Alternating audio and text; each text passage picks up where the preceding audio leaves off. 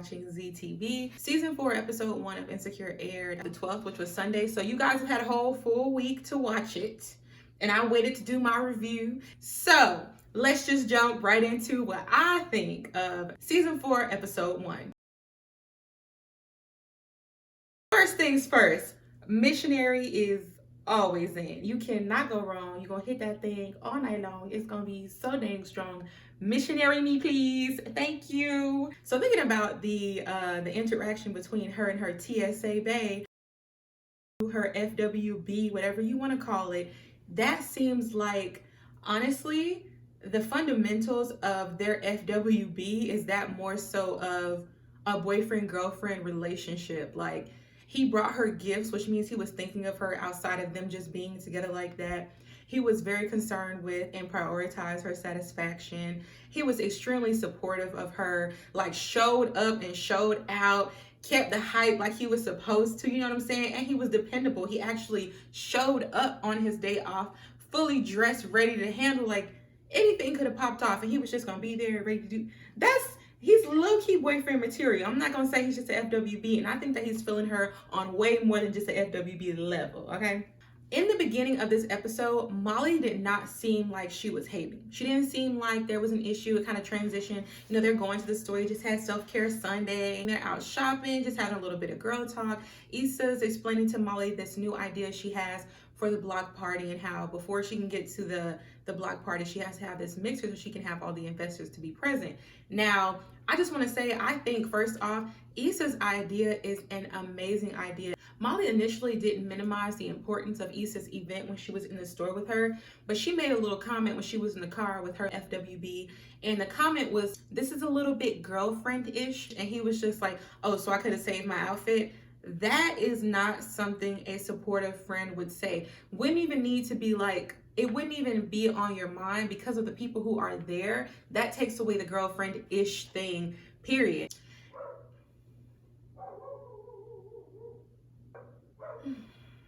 After Amanda Seale's character told Molly what happened, and let's just get this clear. I hope y'all can hear me over this barking dog because I'm just gonna keep talking because this dog got me messed up. But her character was dead behind wrong for not giving Issa some type of heads up. But on the flip side, because this is the flip side, on the flip side of that, if she would have told her after the baby shower, there's a possibility Issa would have missed out on this opportunity to build such an important friendship. Condola is a great friend. She's supportive. She's great at her job. She knows how to, you know what I'm saying? She's willing to go for you like you would go for you. And I just love the way that when she could see that Issa wasn't really having, when she noticed that Issa wasn't really working the room like she could have,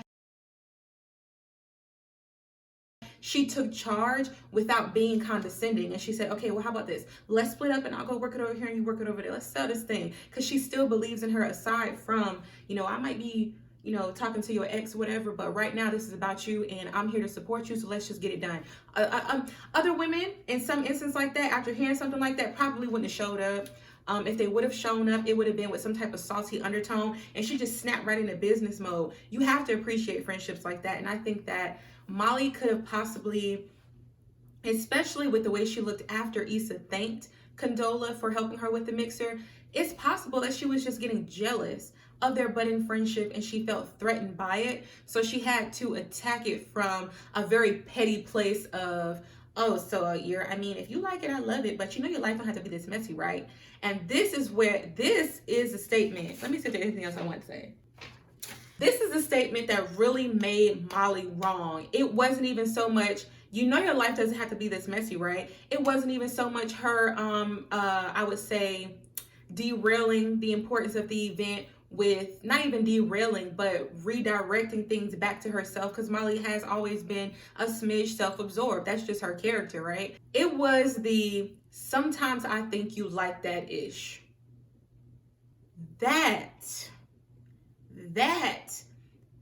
what made it wrong. Sometimes I think you like that ish. Don't judge me, Glass House. Don't judge me. Don't judge me, Miss Messing Around with Married Men. Don't judge me, Miss Can't Get No Man to Commit. Don't do that. Don't do that. Issa had a man. You did not.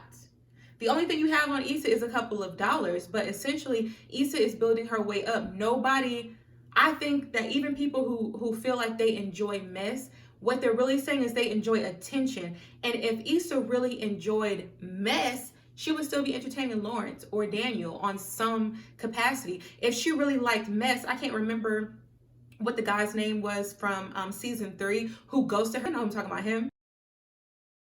If she really liked mess, she would have kept that up. When her job wasn't serving her, yes, it was a little bit, oh my gosh, I probably shouldn't do this right now, but necessary right now, I'm going to do it. Yes, it was hard for her, and she made the wrong, I wouldn't say she made the wrong decision in cheating on Lawrence. It probably wasn't the most morally sound decision. It probably wasn't a true representation of her character. She probably stepped out of character, but would I say she was like wrong? No, because she had her reasons. Do the reasons mean she's right? No.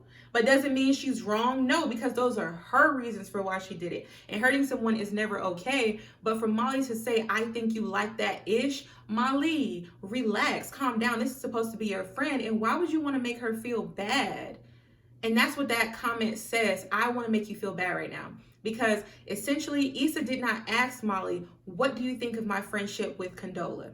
She didn't ask. And accountability, a lot of people forget this, but when you make an accountability pact with your friend, with your coworker, with a workout buddy, that accountability, I think that people need to be a little bit more specific about stipulations, but offering up unsolicited judgments, that was not advice. That was a judgment. That was a statement that came from a very sour place. That was not love. That was not accountability. That was judgment, and that's not right. Your friends are not, they should not judge you. But if you know that your situations aren't perfect, if you know that you don't always make the most beautiful sound decisions, you have to understand that in that moment, Molly should have looked at the significance of what Condola was offering Issa and how Condola is aware of the situation just like Issa is, right? But neither one of them knew about the situation. But Molly not being able to, or not having the tact enough to look and be like, you know what? Even though the situation may not be ideal, Condola actually helped Issa do an amazing thing. Issa's box was full of what I'm assuming is checks. What do you mean this is a messy situation? Girl, I'm getting paid. My mission, my statement, my purpose is being fulfilled. And it's happening through this woman who you can't help who you love. And it's not their fault. They did not know. So it's not like Condola went after Lawrence fully aware that that was Issa's ex. It's not that, you know, Issa made this connection with Condola just to somehow still be involved with her ex or keep tabs on him. Their friendship was completely organic. Completely organic. They compliment each other, they laugh with each other, they talk about girl stuff, and they stick to business. That's organic. There's no judgments there. It's a very safe place for them. And even when things got awkward, they knew, okay, this is a boundary for us, so we're going to stop it there. But after they realized what happened in that office, and Issa had those flashbacks of them at the baby shower, the two of them, if you watched it, you know what I'm talking about, and I hope by now you've watched it. When I tell you those are some real life insecurities, and I relate, girl, well, I can kind of relate. Whoever. I can't honestly say that any of my exes have ever been with someone that made me feel that way, but I've been in situations with guys that I was talking to, and you know the whole, I'm not dating nobody, I'm not trying to take nobody serious right now, blase conversation that you may get when you're entering into a situationship, and then you see him pop up with a girl and you're like, wow, and you have that moment. That's the moment that I can relate. That's how I'm able to relate to Issa on that level. Now, do I think Molly was wrong? I think Molly was small-minded. I think Molly was being judgmental, and I think that people who feel like Molly was actually holding Issa accountable in that moment with that statement, you might want to check your accountability meter, because it might be kind of off. Your accountability should come from a place of you hold your friend accountable to their standards for themselves.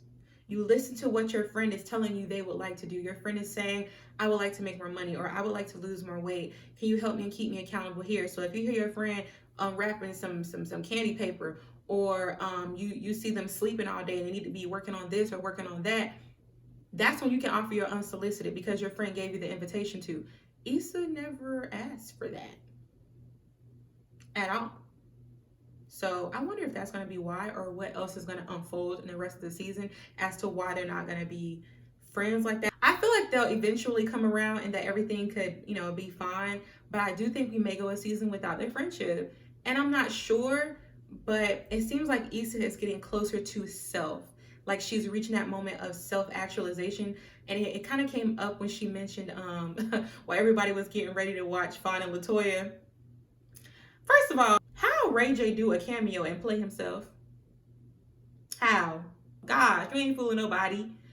But when everybody was getting ready to watch Fawn and LaToya and she was just like, no man, no job, no this, all this sounds bad, but I promise you it's good. I feel you, Issa, because it's like you only have, there are no things distracting you. Her job that she was in was unfulfilling and it wasn't serving her. The relationship she was in was unfulfilling and it wasn't serving her. So now that she's removed all of those things, she's in a position to focus on her passion and really create and manifest her vision. That is a beautiful thing. That is something that we, Issa was more so floating around, just kind of going with the motions that people tend to do. But to see her stepping into a place of, even if it does have its own struggles and it's a little bit of broke over here and broke over there, I know y'all can relate. And ask, and I've had this same wig for 4 years. She's been all kinds of colors. Will I get a new one when she falls to pieces? That's my part of my struggle. And this is how I cope with mine.